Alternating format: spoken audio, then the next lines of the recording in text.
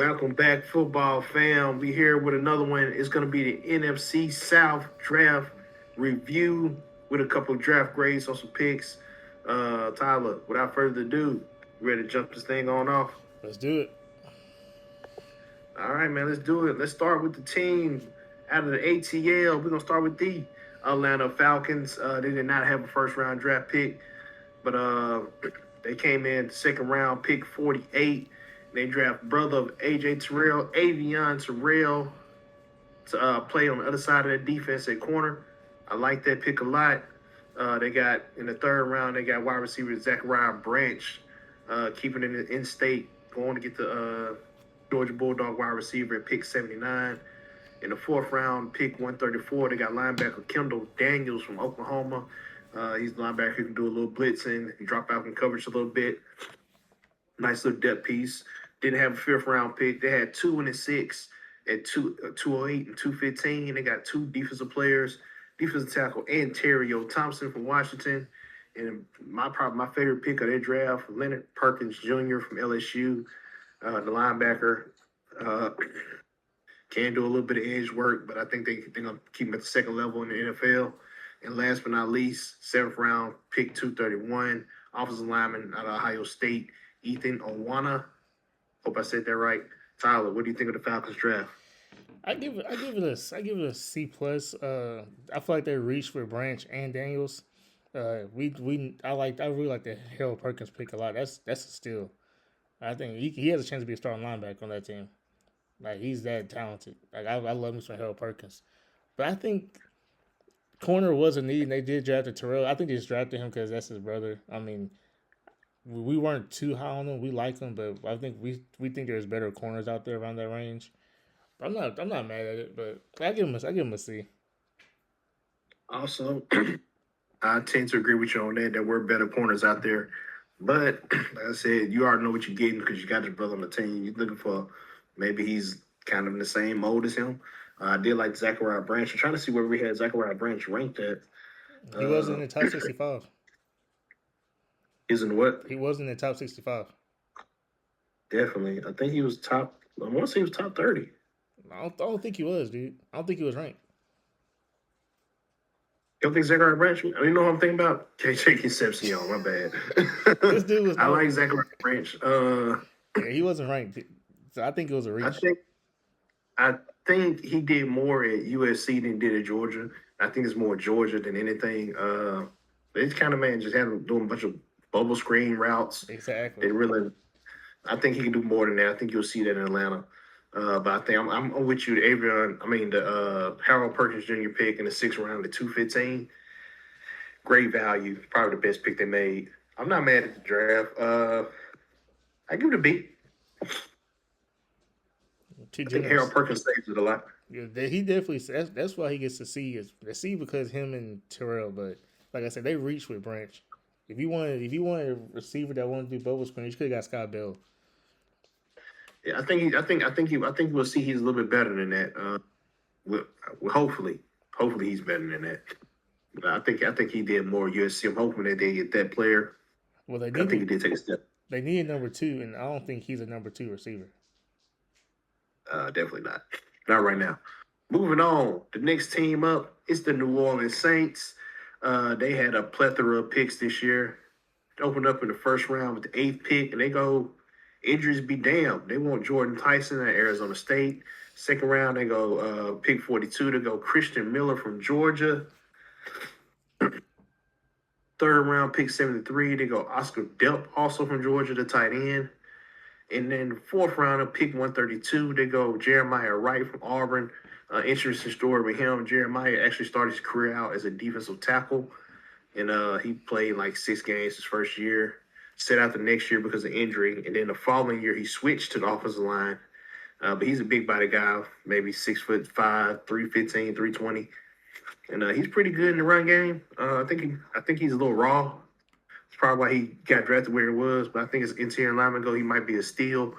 Fourth round pick 134, wide receiver Bryce Lance, a guy who I grew to like watching at the NFL Combine. He looked pretty good. Also, speaking of NFL Combine, the fifth round pick 172, Lorenzo Styles Jr., we all saw his workout. He looked former wide receiver, transitioned to defensive back, transferred from Notre Dame to Ohio State, and transitioned to the secondary. Nah, looked pretty good back there. I would Same. say there's no career interceptions for a former wide receiver. That's something y'all need to think about. Sixth round pick 190, wide receiver Baron Brown, former 5-star wide receiver out of LSU. Seventh round pick 219, cornerbacks T.J. Hall, Iowa. Tyler, what you think about the Saints? Yeah, they had. I give them a B minus. I think they should have got more weapons. Like they should got they should got a better tight end. I'm not an Oscar depth guy. Uh, I think it was underutilized. you think it's underutilized because the Georgia offense? Yeah, yeah. I'm gonna say this. I don't believe in Gunnar Stockton. I don't think he's that good of a quarterback. So I think the Oscar Delp suffered from that. I Okay, believe. I can agree with that. I like the Bryce Lance pick a lot, man. He's a good receiver, and they need some receivers. We know who Jordan Tyson is. Injuries, he's probably the best receiver in this draft, bearing no injuries. So Yeah. I think this Saints offense is about to be lethal. Like this going to be a high scoring offense. Yeah. Kellen Moore. You know he liked to run up the score. If he can put some points on the board, he gonna do it. I like the Jordan Tyson pick. If there is a number one wide receiver in the draft, it's probably him. Now I did not have him rated number one. That was because of injuries. But if you take the injuries out of it, he is the number one receiver in this draft to me. Shout out to Jordan Tyson. I can't wait to see how he looks in New Orleans. I also like the Bryce Lance pick. I think all three of these receivers make the team, plus Oscar Delp. So if the key was to get weapons for your quarterback, they definitely did that. I give him a B plus. I like the Lorenzo Styles Jr. pick as well, man. Like I don't care if he doesn't have interceptions. Uh, Patrick Straight up Surtain, athlete. Patrick Surtain didn't have interceptions either. That's because they never threw it his way. So, I mean, he gets down, he tackles, he covers. What more do you need? Sixth, seventh, fifth Straight, round pick. straight up athlete. Gotta give it to him. Moving on to the Tampa Bay Buccaneers, a team that started off so hot and just kind of fell apart with the injuries. They come in at pick 15 in the first round and draft Ruben Bain Jr. Uh, I purposely did not put edge rusher on there because I don't know exactly where they're gonna put him. Because the defense they run, if he's the pass rusher, he's gonna have to stand up. I don't know how. And then if he has to stand up, this one the short arms might come into play. But we'll get to that in a second. Second round, 46th pick, linebacker Josiah Trotter from Missouri. Third round pick 84. We got Ted Hurst from Georgia State. Ted Hurst, sub 50 completion percentage when targeted this year. Just something to know. Is that because Fourth of round quarterback pick, play? 116. Defensive back, Keontae Scott. I put defensive back because I don't know if he's going to be a safety or the nickel. I would put him at nickel. Fifth round pick, 155. Oh, no. Somebody got deleted, y'all. I'm sorry.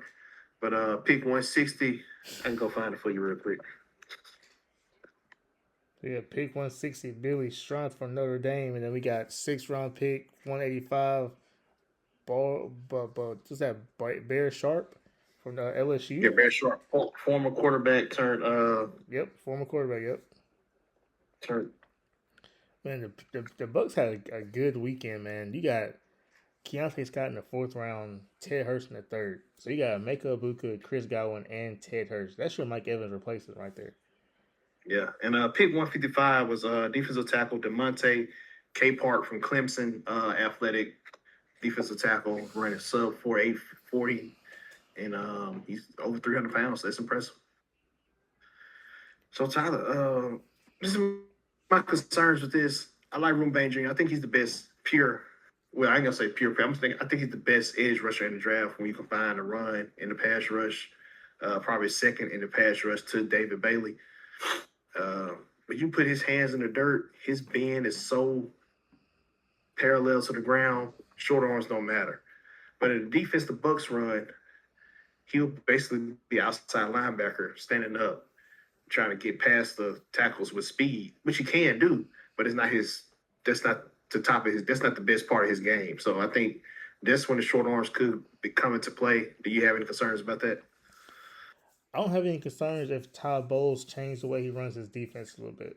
Like run your scheme to match your players. That's how I feel about it. So would you put him on like straight up defensive line? Maybe. I'll put him on defensive line. I think I would too. He's gonna get At least a start lot him of out. attention anyway. Say what? So he's gonna get a lot of attention anyway. So I mean, put him on the right, put him on the side, put him next to somebody else. I don't know who the other pass rusher is because I don't know the defense off the top of my head. Put him on the same side. You might get some. You might get some what you like. I like to see what it looks like. I mean, I'm gonna watch a lot of the books. You know that they got two of my guys, so I'm watching me some Buck football. Uh, I'm gonna give it a B plus. I like the value of basically everybody, Yeah, especially Demonte K part at 155. That he got deleted there. Sorry about that, guys.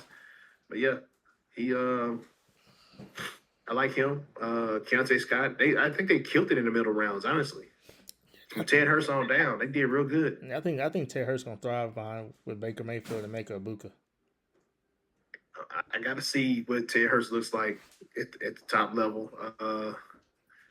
When I was looking at this, like I said, his targeted 100 plus times, but he only had like 50 some catches.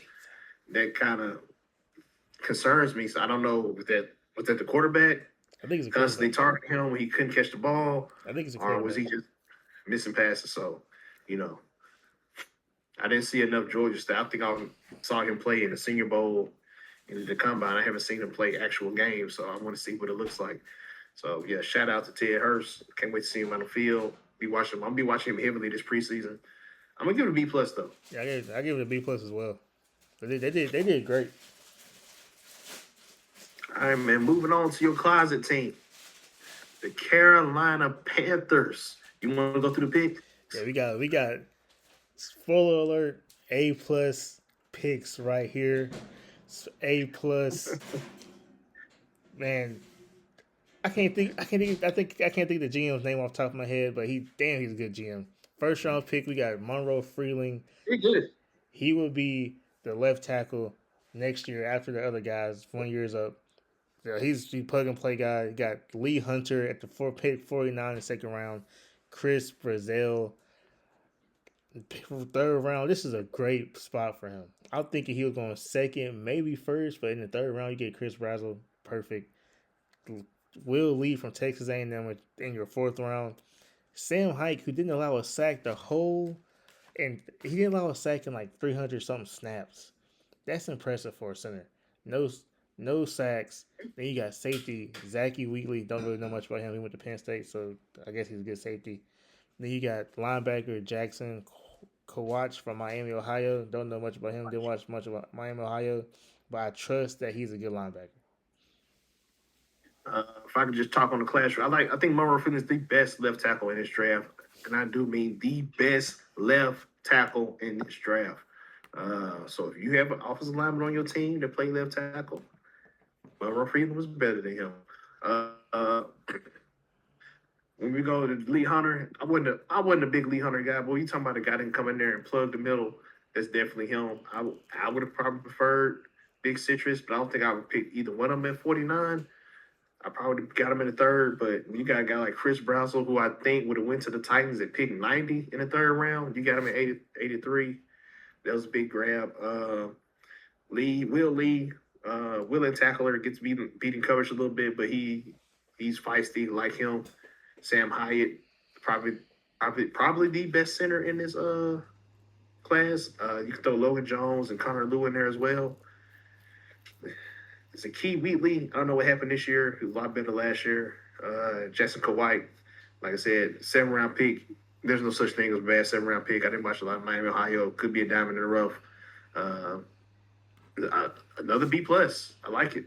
It would have been A plus, but I think the Lee Hunter thing was a little high for me. I'm not mad at the Lee Hunter pick simply because you got Derrick Brown already. You just put him beside Derrick Brown. That helps Derrick Brown a lot. So you got the best. I think a lot of those. I think those. You got those two. Both of those D tackles contracts are up this year. I think so. No, Derrick Brown got Derrick Brown got an extension. He got an extension. Okay. So hey, I give this one. This is an A plus. Then you got Chris Brazil in the third round, man. This they're basically saying that Xavier Leggette's not the guy. We're gonna stick with Coker and T Mac, running back with Trimble at the tight end position, and they got it. I think Chris Brazel's a new number 2, man. By the middle of the year, he's starting the other side of T-Mac. 2 big body receivers on that team. All he needs a slot. I think they're gonna find him one. Coke boy. Man, that's your boy. But there you have it, guys. That's your NFC South Division draft recap. Tyler, I guess you think the Panthers had the best draft? Yeah, in this division, the Panthers did have non-biased. The Panthers did have the best draft in this position. This division, the Bucks were second. I will say, top to bottom, this was probably the closest one to call. I think they're all pretty even. Panthers, Saints, Bucks, and Falcons, matter of fact. But I think I get an edge to the Saints, maybe? I don't know. I don't know. They went in with a plan to get help for Tyler Shook, and I think they accomplished that. So I think I'm going to sign on that.